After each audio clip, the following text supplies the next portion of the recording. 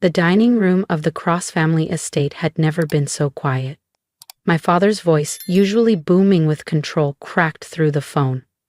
The food never came? Around the long linen-draped table, 20 stunned relatives sat awkwardly in front of empty plates. The golden centerpiece, now an ironic symbol of a celebration that wouldn't be. My Aunt Carla looked up from across the table, eyes darting. I imagined the moment realization dawned. I was 300 miles away in my Asheville apartment, leaning against my kitchen island, sipping cider. "Oh," I said smoothly. "I assumed you didn't need anything from me." Silence, heavy, stunned, awkward silence. Then came the murmurs. My mother's voice filtered faintly through the phone. What does she mean by that? Confusion mixed with panic. The same family that didn't want me at the table had no problem accepting the catering bill I'd paid weeks earlier. "I'm Melanie Cross. I'm 38, the eldest daughter turned family errand runner, therapist, and bank. Thanksgiving had always been sacred in our family. Not for the warmth, but for the performance. A glossy veneer of togetherness layered over years of favoritism and unspoken grievances. Growing up in Raleigh, I wasn't a child. I was staff. My younger siblings were adored. I managed carpool, bandaged knees, and made sure homework got turned in. When I left for college, I thought I'd finally earned a seat as an equal. I hadn't. The betrayal came a week before Thanksgiving 2024. My aunt shared a "can't wait to see everyone" message in the family group chat. I replied with a quick, "Same here, looking forward to it." A silence. Hours later, my cousin texted me privately. "Wait, are you actually coming? Your parents told everyone you weren't invited this year." My heart sank. I called my mother confused. She danced around it, then finally said, "We're keeping it small, just immediate family." "I am immediate family," I replied, my voice tight with disbelief. She sighed. "We just thought it would be easier this way, less tension." There hadn't been any tension, unless you count me finally saying no when asked to pay for my brother's car repair, or when I didn't step in to clean up after my sister's wedding debt. I checked. Everyone else had been invited, my siblings, their spouses, even distant cousins, and yet, me? Left out. Well, I may have been excluded from the table, but they still tasted the cost of forgetting who funded the feast. Only later, after the shock wore off, did it hit me Dad had asked me to chip in for the meal. But I hadn't just chipped in. I had paid for everything. The turkey, the sides, the desserts. I'd even placed the orders myself, at Maple and Pine, the boutique butcher my mother adored, and Sweet Laurel Bakery, where she swore the pumpkin cheesecake rivaled anything on the Food Network. All of it was ordered under my name. They hadn't just forgotten me, they'd used me. I made 2 phone calls. The first to the butcher, who processed a refund in minutes.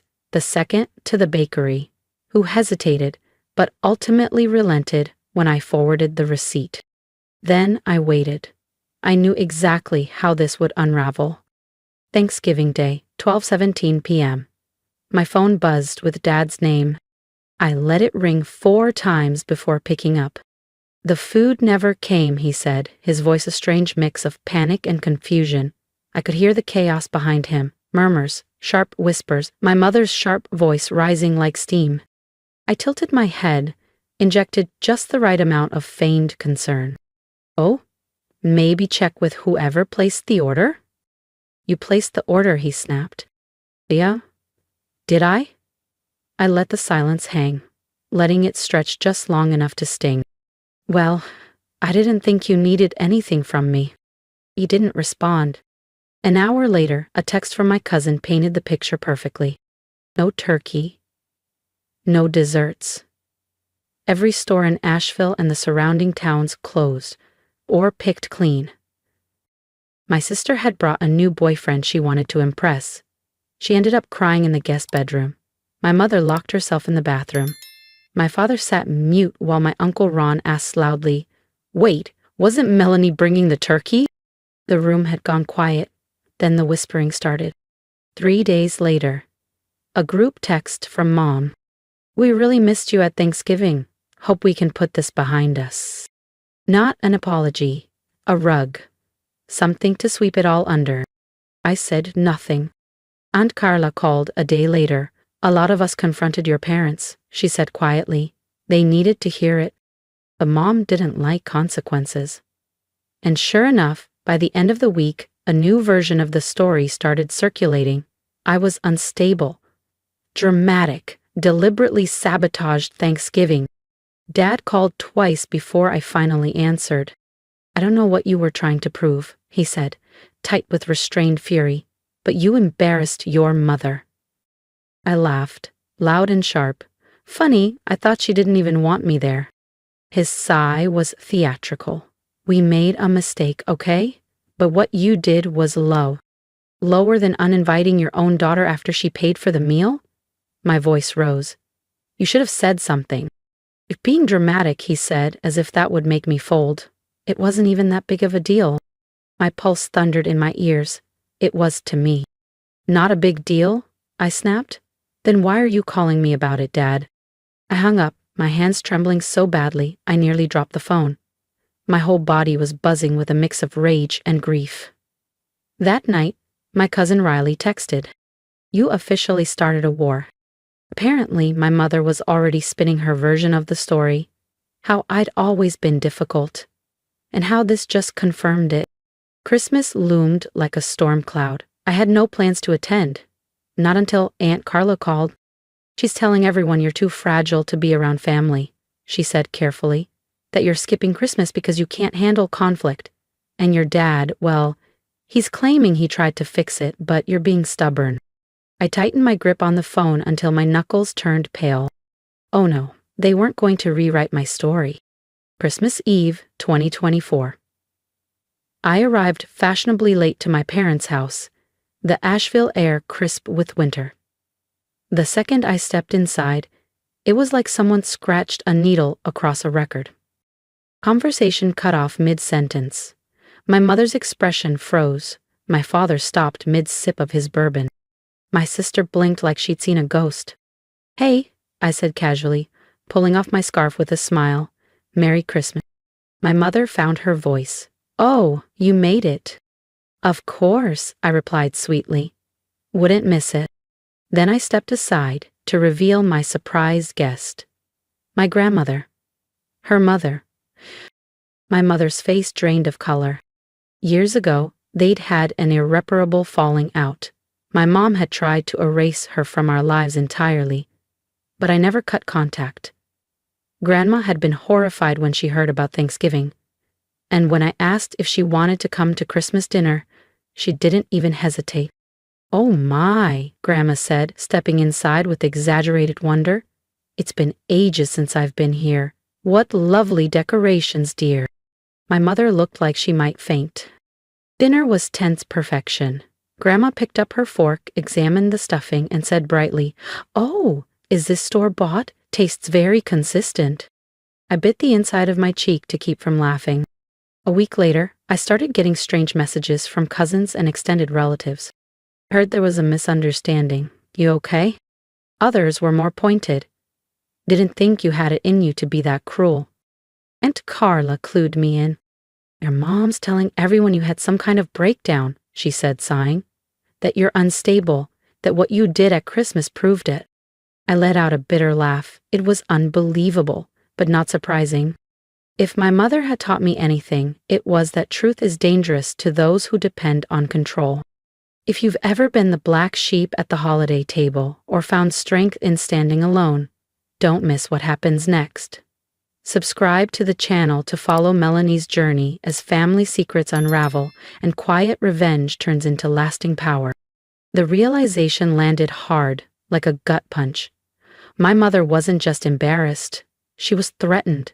I'd exposed her, and now she was rewriting the narrative to cast me as unstable. If she could discredit me, she wouldn't have to face the truth. She wouldn't have to be wrong. I called Grandma. She didn't sugarcoat it. Unfortunately, she sighed, your mother's been calling around saying she's worried about you. that you're not well. I let out a sharp, bitter laugh. You know that's not true, right? My dear, she said, her voice suddenly firm. I knew it wasn't true before she even opened her mouth. That night, I sat on my couch, lit only by the soft glow of my Christmas tree, and typed out a message to the family group chat. Hey everyone, just wanted to clear up some confusion. I'm doing great. No breakdowns, no drama. It's been an interesting holiday season, but I'm genuinely in a good place. Hope you all are too. Wishing everyone a happy new year. It was short, neutral, impossible to twist. The digital equivalent of smiling and waving while my mother's lies turned to ash. Then, something I didn't expect happened. My brother Ethan texted me. Hey, can we talk? We hadn't spoken in months. I called him immediately, heart pounding. His voice came through uncertain, softer than I remembered. Look, I don't agree with what Mom did. I blinked. You don't? He's really good at twisting things, he admitted. Thanksgiving felt off. But Christmas? That was when it all clicked. I stayed quiet, letting him talk. I didn't say anything, he added, because, well, you know how she gets. Yeah, I said gently. I know. He paused. I'm not saying I handled it right, but I don't think you're crazy, not even close. My throat tightened. I hadn't realized how much I needed to hear that until the tears welled up. Something had shifted. First Aunt Carla, then Grandma, now Ethan. My mother's grip was loosening. 2 weeks later, my phone rang. I nearly ignored it, but some mix of curiosity and old wounds made me answer. Hello? Her voice was cold. We need to talk, in person. About what? A pause. Then, your little stunt humiliated me. There it was. Not hurt me, not let's talk about what happened. Just humiliated me. Still about appearances. Sunday dinner, 6 o'clock, she clipped. Your father and I expect you here. And then she hung up. I almost didn't go, but Aunt Carla called. Just hear them out, she urged. You don't have to forgive them, but make them say it to your face. So on Sunday evening, I pulled up to my parents' house again. The tension hit me the moment I stepped into the dining room. It was heavy, almost physical. My dad stood stiffly near the end of the table, hands clasped too tightly. My mom sat at the head like a judge awaiting trial, arms crossed, mouth tight, eyes sharp. My sister pretended to be absorbed in her phone. My brother, Ethan, sat on the edge of his seat, glancing nervously between us all. Mom exhaled hard. Do you have any idea what you've done? I tilted my head. Which part are you mad about? Canceling the turkey? Bringing Grandma to Christmas? Or the fact that people stopped believing your version of the story? You're so dramatic, she spat. Dad stepped in, his voice low but tense. Your mother's hurt, and you've done nothing but make her look bad. She made herself look bad, I replied calmly. I just stopped covering for her. Mom's face flushed. The truth? She hissed. You mean your version of events? Because in my version, you abandoned your family, refused to let go of the past, and took revenge over a simple misunderstanding. Understanding, the word cracked through the air. You didn't invite me. You let me pay for the food, and then pretended I didn't exist. We never meant to exclude you, she snapped. We just thought it would be easier, less tension. And then you made it worse. You told people I was unstable. You tried to destroy my credibility. You embarrassed me, she shot back, in front of everyone. And then Ethan spoke. Mom, he said quietly, but with surprising firmness, you did exclude her. You told everyone she wasn't coming. You let her pay for everything. That was wrong. She turned toward him, eyes flashing. Oh, don't you start too. But Ethan didn't back down. No, you crossed the line. You always do when you feel cornered. Dad shifted uncomfortably. We should handled it differently. Mom narrowed her eyes. What does that mean? He hesitated. Maybe she has a point. The room stilled, but I wasn't done. You didn't just leave me out, I said. You tried to paint me as unstable. You called relatives and said I was having a breakdown. Why, Mom? And then she said it. Because I was embarrassed. Silence fell. She blinked, like she hadn't even realized the truth until it spilled out. I didn't know what to say when people asked. It snowballed. I didn't want to be the villain. So you made me the villain, I said quietly. She didn't answer. And beside her, for the first time in my life, I saw my father look at her like he didn't recognize the woman sitting at the head of the table. Ethan sat still, jaw clenched. Across the table, my sister.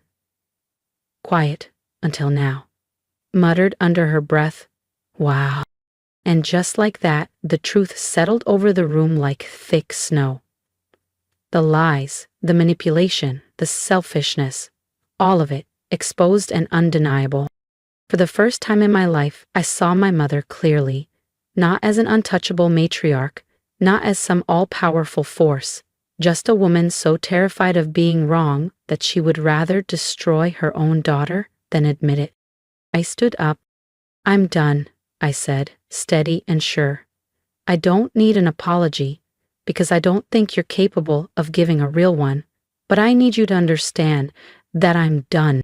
My mother flinched, like I'd struck her. "Wait, no, you don't get to walk away like that," she snapped. "You did this," I said firmly. "You shut me out. And when people noticed, you rewrote the story. You made me the villain because you couldn't handle the truth." Her lips parted, but nothing came out. I turned to my father.